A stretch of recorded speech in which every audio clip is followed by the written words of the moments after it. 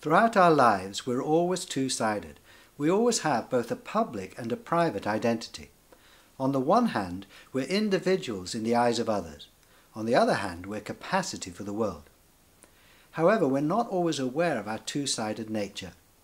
There are potentially 4 main stages in our lives, and as we move through these stages, our attention oscillates between our public and our private selves.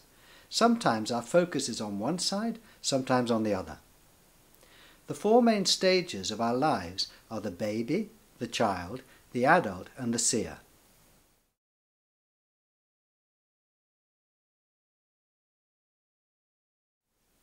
In the first stage of the baby, we were unaware of our appearance, unaware of our public identity. We hadn't yet learned to see ourselves through the eyes of others.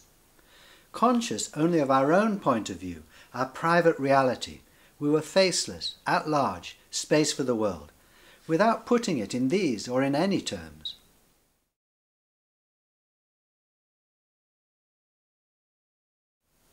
In the second stage of the child, we were becoming aware of our public identity.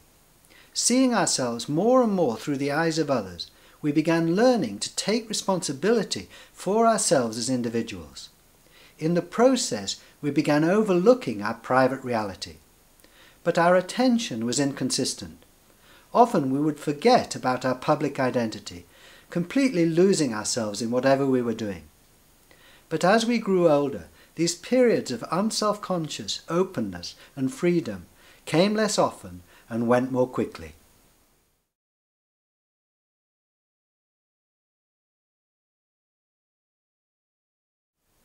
In the third stage of the adult, we identify profoundly with our public identity. Seeing ourselves as others see us, we're in no doubt at all that we are what we look like. In this stage, we deny the reality of who we really are. It would seem that the price of genuinely becoming a person is the loss of our private self. We may not lose it for long, but lose it we must. Many benefits flow from becoming an individual. But though we may not know it, we're now cut off from our centre and source. It's not surprising if we find ourselves feeling that something isn't quite right, that we're missing something important.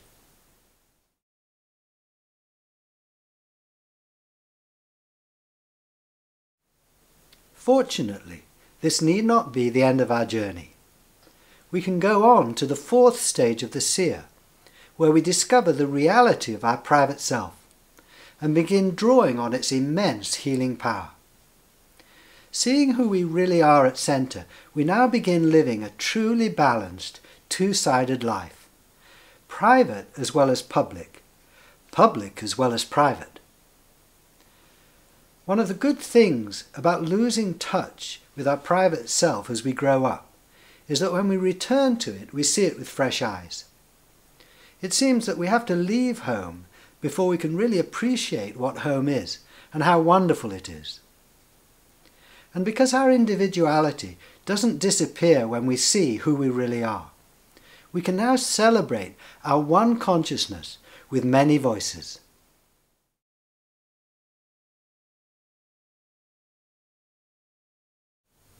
These stages are a map for our individual lives.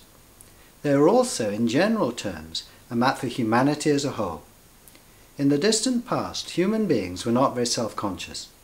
We didn't have a strong idea of being separate from the world around us. More recently, we've become highly conscious of being human, of being apart from other life forms and the planet. However, this view of ourselves is changing. There are many indications that we're moving into the next stage, where we're aware not only of being separate from the world, but also of being capacity for the world. If you're aware now of being capacity for the world, then you're evidence of this change. Hopefully enough of us will awaken quickly enough to affect the general consciousness of humanity. The survival of civilization and life as we know it may depend on this shift in consciousness, on humanity recognizing that in reality it is capacity for other species and for the environment.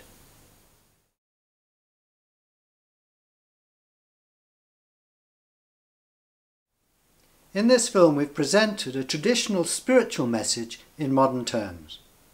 The traditional message has been expressed in different ways, depending on time and culture. But one way of putting it is that we're not simply human, we're also divine. If we look steadily within at our divine nature, then our lives will be blessed. In this film we've described this spiritual message in physical terms. We're not at centre what we appear to be from a distance. Rather than asking you to believe this proposition, we've carried out experiments that test it, and then we've explored some of the implications of living consciously from our centre. This modern way of testing this ancient message was developed by the philosopher Douglas Harding. If you'd like to find out more about Douglas, then please visit our website. You'll also find there lots more information about this experimental approach.